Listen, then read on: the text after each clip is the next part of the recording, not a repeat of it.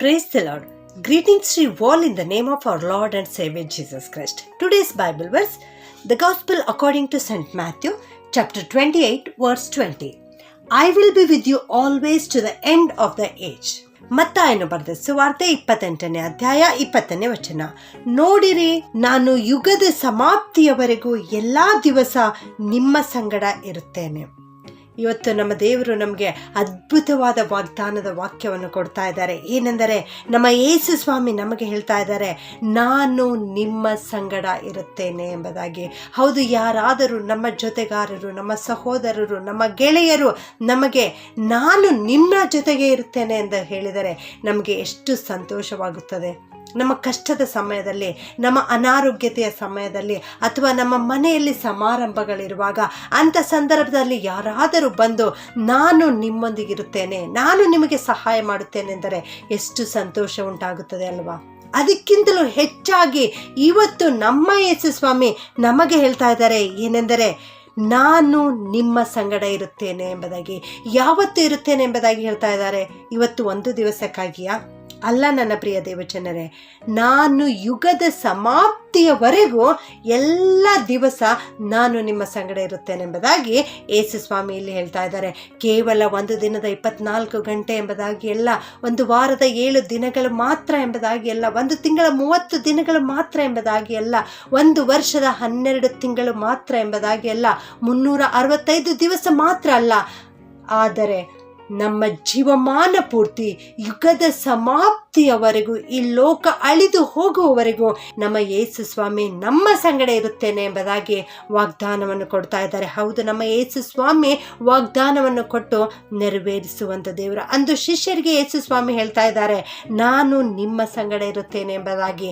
ಅದೇ ವಾಕ್ಯ ನಮ್ಮ ಯೇಸು ಸ್ವಾಮಿ ಇವತ್ತು ನಮಗೆ ಹೇಳ್ತಾ ಇದ್ದಾರೆ, ನಾನು ನಿಮ್ಮ ಸಂಗಡ ಇರುತ್ತೇನೆ ಎಂಬುದಾಗಿ. ಯಾತಕ್ಕೋಸ್ಕರ ಯೇಸು ಸ್ವಾಮಿ ನಮ್ಮ ಸಂಗಡ ಇರ್ತಾರೆ ಎಂದರೆ, ನಮ್ಮ ಕೇಡಿನ ದಿನಗಳಲ್ಲಿ ನಮ್ಮ ಕೇಡನ್ನು ಮಾರ್ಪಡಿಸಲಿಕ್ಕೆ, ನಮ್ಮ ದುಃಖದ ದಿನದಲ್ಲಿ ನಮ್ಮ ದುಃಖವನ್ನು ಸಂತೋಷವನ್ನಾಗಿ ಮಾರ್ಪಡಿಸಲಿಕ್ಕೆ ದೇವರು ನಮ್ಮ ಜೊತೆಗಿರ್ತಾರೆ. ಇದಕ್ಕಿಂತ ಹೆಚ್ಚಿನದಾಗಿ ಇನ್ನೇನು ಬೇಕು ಪ್ರಿಯರೇ? ಇನ್ನು ಯಾವುದೂ ಬೇಡ. ನಮ್ಮ ಯೇಸು ಸ್ವಾಮಿ, ಜಗತ್ ರಕ್ಷಕನಾದ ಯೇಸು ಸ್ವಾಮಿ ನಮ್ಮ ಜೊತೆಗೆ ಇರುವಾಗ ಇನ್ನು ಬೇರೆ ಯಾರೂ ನಮಗೆ ಬೇಡ ಪ್ರಿಯರೇ. ನಮ್ಮ ಜೊತೆ ಯಾರೂ ಇರುವುದು ಬೇಡ.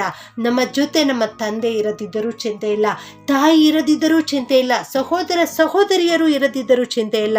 ಸರ್ವಶಕ್ತನಾದ ದೇವರು, ಎಲ್ಲಕ್ಕಿಂತಲೂ ಹೆಚ್ಚಾಗಿರುವಂಥ ಯೇಸು ಸ್ವಾಮಿ ನಮ್ಮೊಂದಿಗೆ ಇರುತ್ತೇನೆ ಎಂಬುದಾಗಿ ಹೇಳ್ತಾ ಇದ್ದಾರೆ. ಆದ್ದರಿಂದ ಇನ್ನು ಮುಂದೆ ನಾವು ಭಯ ಪಡುವುದು ಬೇಡ, ಕಳವಳ ಪಡುವುದು ಬೇಡ. ನಮ್ಮ ಯೇಸು ಸ್ವಾಮಿ ನಮ್ಮ ಜೊತೆಗೆ ಇರ್ತೇನೆ ಎಂಬುದಾಗಿ ಇಲ್ಲಿ ಹೇಳ್ತಾ ಇದ್ದಾರೆ. ನಮ್ಮ ಯೇಸು ಸ್ವಾಮಿ ನಮ್ಮನ್ನು ಆಶೀರ್ವದಿಸುತ್ತಾರೆ, ನಮ್ಮ ಜೊತೆಗೆ ಇರುತ್ತಾರೆ, ನಮ್ಮನ್ನು ಉನ್ನತ ಸ್ಥಾನಕ್ಕೆ ಏರಿಸುತ್ತಾರೆ. ಎಲ್ಲ ದಿವಸಗಳವರೆಗೆ ಯೇಸು ಸ್ವಾಮಿ ನಮ್ಮ ಜೊತೆಗೆ ಇರುತ್ತೇನೆ ಎಂಬುದಾಗಿ ಆಶ್ವಾಸನೆಯನ್ನು ನೀಡ್ತಾ ಇದ್ದಾರೆ.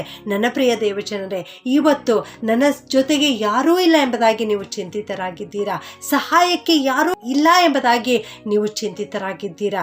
ಹಾಗಾದರೆ ಇಂದೇ ಯೇಸುವಿನ ಬಳಿಗೆ ಬನ್ನಿರಿ, ಈ ವಾಕ್ಯವನ್ನು ಎತ್ತಿ ಹಿಡಿದು ಪ್ರಾರ್ಥನೆ ಮಾಡಿರಿ. ದೇವರು ಖಂಡಿತವಾಗಿಯೂ ನಿಮ್ಮ ಜೊತೆಗಿದ್ದು ಯುಗದ ಸಮಾಪ್ತಿಯವರೆಗೂ ನಿಮ್ಮನ್ನು ನಡೆಸುತ್ತಾರೆ. ಪ್ರಾರ್ಥನೆ ಮಾಡಿಕೊಳ್ಳೋಣ. ಭೂಪರಲೋಕಗಳ ಒಡೆಯನಾಗಿರುವಂಥ ನಮ್ಮ ಪ್ರೀತಿಯ ಪರಲೋಕದ ತಂದೆಯೇ, ನಿನಗೆ ಸ್ತೋತ್ರ ಉಂಟಾಗಲಿ ಸ್ವಾಮಿ. ನಾನು ಯುಗದ ಸಮಾಪ್ತಿಯವರೆಗೂ ಎಲ್ಲ ದಿವಸ ನಿಮ್ಮ ಸಂಗಡ ಇರುತ್ತೇನೆ ಎಂಬುದಾಗಿ ಹೇಳಿದ ದೇವರೇ, ನಿಮಗೆ ಸ್ತೋತ್ರಪ್ಪ. ಈ ವಾಕ್ಯ ಕೇಳಿಸಿಕೊಳ್ಳುತ್ತಿರೋ ಪ್ರತಿಯೊಬ್ಬೊಬ್ಬರನ್ನು ಆಶೀರ್ವಾದ ಮಾಡು ಸ್ವಾಮಿ. ಇವರಲ್ಲಿ ಅನೇಕರು ಕೈ ಬಿಡಲ್ಪಟ್ಟವರಾಗಿದ್ದಾರೆ ಕರ್ತನೆ, ದುಃಖಿತರಾಗಿದ್ದಾರೆ ಸ್ವಾಮಿ, ನೋವಿನಲ್ಲಿದ್ದಾರೆ, ಕಷ್ಟದಲ್ಲಿದ್ದಾರೆ ಸ್ವಾಮಿ. ಅವರ ಜೊತೆಗಿರು ಸ್ವಾಮಿ.